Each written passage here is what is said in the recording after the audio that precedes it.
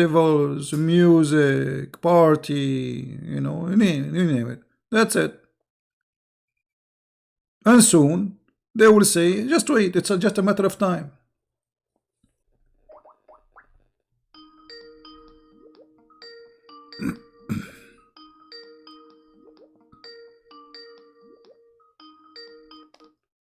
Hello.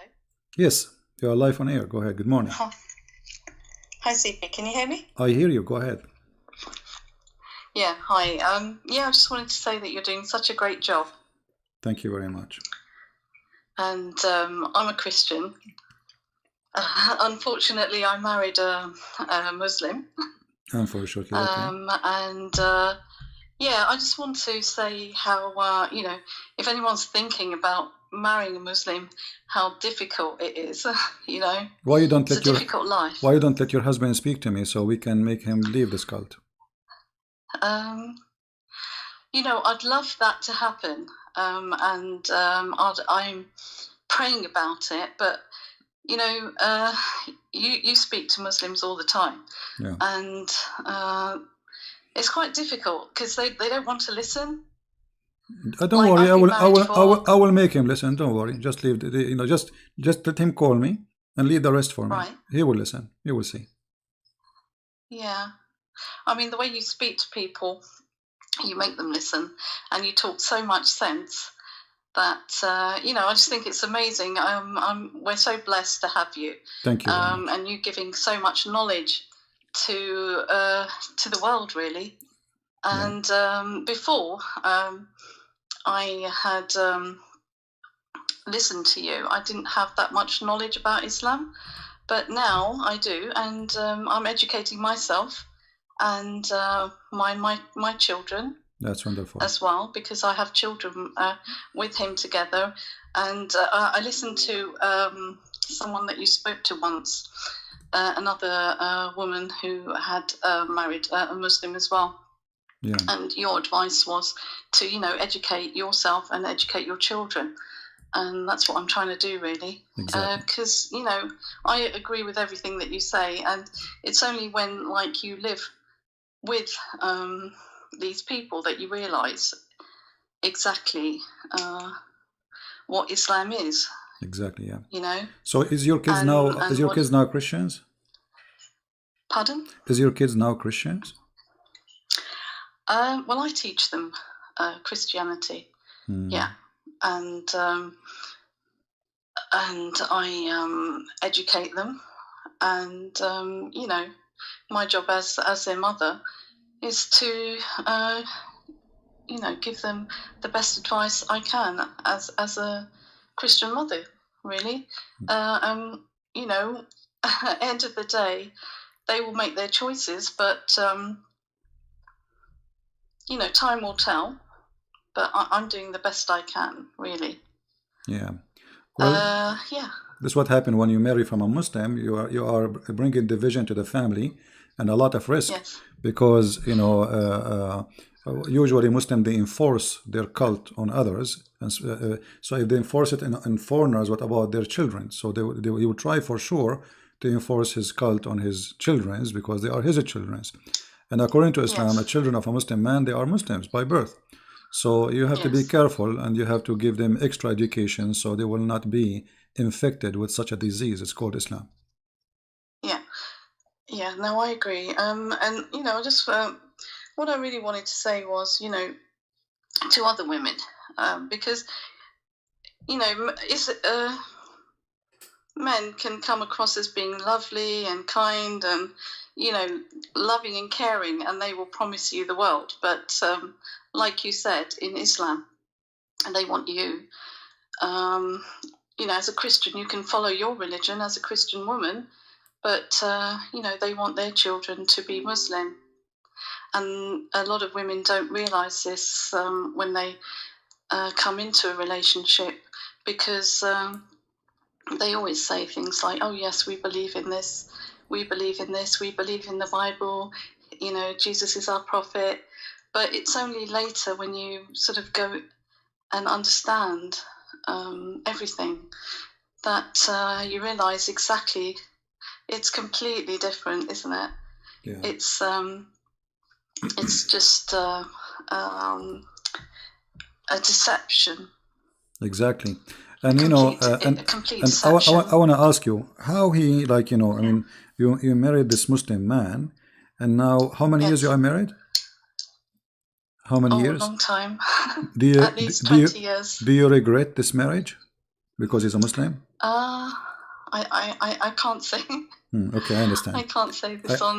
I understand. I understand. It's all right. So, It's what do you difficult. advise It's women? What do difficult. you advise women? Do you advise women to marry a Muslim man? If you're a Christian, no. No. What if No. what if she's not Christian? It's okay to marry a Muslim man? Pardon, say that again?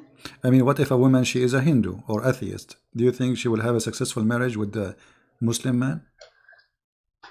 No, it's a difficult life. Difficult life. Because And women have no I want freedom. to ask you, your husband is Middle Eastern? No. Okay, No. but do he is from different country originally? Yes. Okay. How you know that he is not married in there and like 3 more women? No, I know for sure that he's Well, not. I know a lady. I'm not trying to make you suspect. I know a lady Yeah. who was married like you. She have kids from this man, and he go to vacation. He was Jordanian. He go to vacation to see his family. After 20 years, she found that he have 2 more wives living in Jordan, Yeah. and the vacation he go to spend, it's to spend with his wives, not with his parents as he claimed. Yeah. Almost 20 years like you, So after all those years, she Yeah, I mean, discovered that he have a, I think that thing could happen to someone. It's very, very possible because people can be deceptive. Men can be deceptive like that. Yeah, but he's because, practicing like his you right. say, that they're allowed to Yeah. do things like that. But Actually, I don't think that's happened to me. There's a Muslim yeah. website. There's a fatwa about a woman. She asked, maybe you can search for it. A woman, she asked the sheikh that my husband, he did marry me and he lied to me. He said to me that I'm the only wife, and later I discovered that he went to I think it was Jordan too. He went to Jordan Yeah. and he married another woman. So what is the opinion of Islam about that? He said to her that first of all, you have no right to ask him that question. Secondly, he can lie to you because the Prophet, he said so. So you are marrying a man. He is allowed to cheat with 4 women because this is a cheating. This is not marriage. And by signing the contract, it's called marriage, if you can call it this way. You are agreeing that this person, he can share with you 3 more women, and you cannot question that. So why it will not? Why it will not happen to you? I don't know. I know it's possible. It can happen to anybody. And like I said, my advice: don't do it. Yeah. Just don't do it.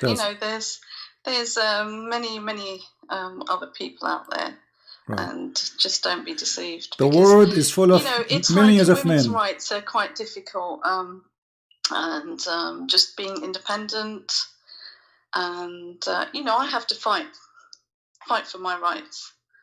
Fight for the rights of my children, right, as well. You have to be a strong person. Exactly. To be married, and strong in the Lord. Really strong in the Lord. But they will pick on people who they think that are vulnerable, or easy targets. And we as Christians are quite loving people. Exactly. And sometimes that love can be a weakness, but it can be a strength as well, Well, a strength after you learn and after you suffer, after etc., that will be your strength. That is going to be like too much pain, right? It is. It's very painful. It can be very painful. Yeah. Yes. But there's so many other things that I want to talk to you. Maybe one day. No problem. I can get my husband to give you a call. Sure. The other thing that I wanted to ask you was, the Quran so well. What's your advice on sort of gaining all this information? Like, I'm trying to listen to you, and I'm trying to sort of understand everything and keep it in my brain. And what's the best way? Best way to what? Yeah, go on. I lost you. Hello? Sorry. Yeah. Best way for what? What's the best way of learning the Quran and, being able to sort of defend Christianity like you do? You come up with all this knowledge, and how do you keep it all? What's the best way to learn? Well, the best way to learn first is to read and check out let us say there's many sources of learning. Like when I was a kid, only reading, right?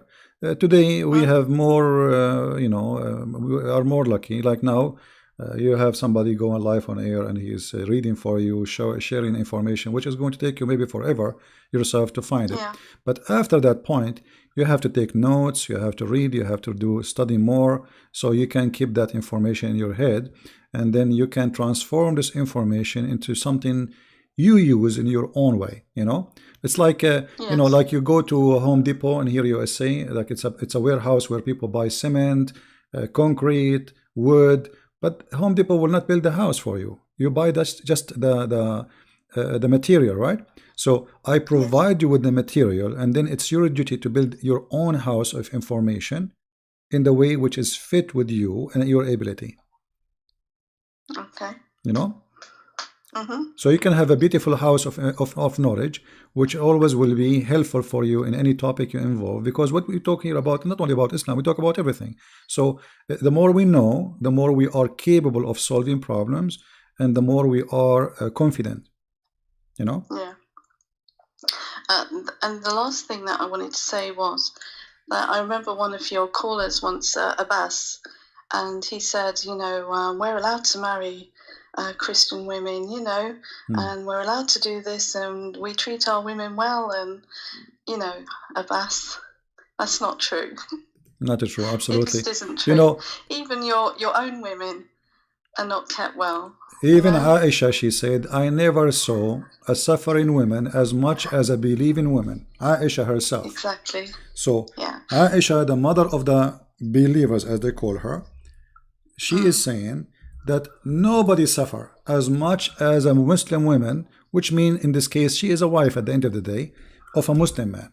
And the Quran, the book of Allah, allowed the Muslim men to beat their wives. This is how harsh this cult is. Because if Islam is a good religion, will never allow the man to use his hand against his wife. You are not good with her. I mean, divorce in Islam is so easy. It's actually you can divorce women in Islam by text message. So if she is not good for you and Islam allow you to divorce her, why you want to use your hands to beat a woman to make her obedience, as the Quran said, which means Islam using terrorism with women. So the first terrorism started in Islam is inside the house, indoor. There's indoor terrorism. The man, he beat the wife to make her obedience, and that is nothing but terrorism. So what is the purpose of terrorism? I scare you and then I subdued you. Yes. And this is put fear. Yeah, they put fear in your physical fear, mental fear, humiliation fear. Everything is about control. Exactly. But they use all kind of reasons, or let's say source of control, including violence with women. So if you are going to marry a Muslim man, you have to be ready that this person, his religion, is not being a bad if he did beat you. He is not being bad according to Islam if he humiliate you, if he jail you in your room. He is just practicing his right as a Muslim to beat you. For this is the teaching of Allah. And the Muslim, they try to make it nicer. They say first and second. This does not exist. First, the man, he can admonish you. How he admonish you? He scream in your face, this is his right. And then he can refuse to share bed with you. This is a Muslim translation. The fact it says اهجروهن في المضاجع. المضاجع is your bedroom, not only the bed. So he will jail you in your room. He have many wives to sleep with them. So he will let you live like there, like a rat, and he will start sleeping with the rest of the women. And you will be felt like you are isolated. You are no one. He can do that for a year. He can do that for 2 years. It's up to him. And then if you want, he can go farther and he can beat you. And why is that? Because supposedly Allah is trying to make you subdued. How Allah will make you subdued without beating you? He cannot do that. He have to use violence, and women always, because they are weaker than men physically, usually, not always, you can beat them. But what if your wife, she is more powerful than you? Can you practice beating with the women? You cannot. She will beat the hell of you, right? So Muhammad is taking advantage of the weak physique of a woman, which is a shameful behavior, because a man who beat his wife is a coward man. A man who beat a woman, generally speaking, is a coward man, because if you are really a man, you will never put your hand on a woman, and no matter what happened, push her away. Even if she's trying to beat you, push her away, but you don't beat her back, because you are a man, and if you beat her, you might even kill her. So stupidity and cowardness, they join together to trying to solve a problem. What is the problem? We are trying to make the women obedience. But if you make the women obedient to you by beating her, do you think she love you more now, or she hate you more? Do you think the kids? Do you think the kids will? I mean, a lot of men don't beat. They use their superiority. No, my friend, really, you live in the West, don't you? Don't you live in the West? They feel it's that they are more superior. They have the right. They've been given the authority. But you live in the West, don't you? Don't you live in the West? Yes. Okay, and this is why he is not beating you. What about you go to Iran? There's a movie. It's called Not Without My Wife. Go and see what happened to the women. So if you live in their countries, then he will beat the hell of you. But now, because you can call the police in the Middle East, if you call the police, says my husband beating me, the police will laugh at you. He says he has the right to beat you. He's not breaking the law. Yes, of course. Yeah. Yeah. No, you hear about all these things, and yeah, it does happen. You're right. Yeah. You're absolutely right. All right, my friend. Well, I hope you will be able soon to convince him to call me, so maybe we can change your life and his life for something better, and the whole family will be saved from such a cult. And I will be happy to talk to him in private as long as it takes. If you don't want to go live on air, I will be happy to talk to him in private. Yeah, no.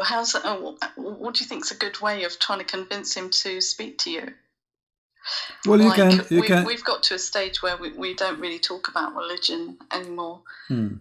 Well, I don't know. You know your husband more than me for sure. I have no idea who's he, but maybe the best way is to show him that this person is really, really, really changing my mind about Islam, and it's your time to stand as a man. Don't you want to stand for him? Like, use his arrogance as a man to make him stand up to fight this guy, not physically for sure. Like, okay, I'm going to get this Christian prince busted for you. So what about you do that? Like, say to him, that they don't actually know about their religion. They're probably quite fearful of contacting you. Well, but you have to find a way to make him encouraged to call me.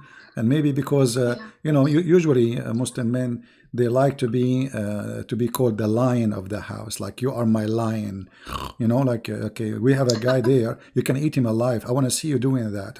Call him. So let us see how the lion will turn into a cat after he call me. Okay. All right. Well, thank you, my friend, for calling. Yeah. God bless you. Anyway, carry on doing what you're doing. It's absolutely brilliant. Thank you very much. God bless you. Thank you. Bye-bye. Take care.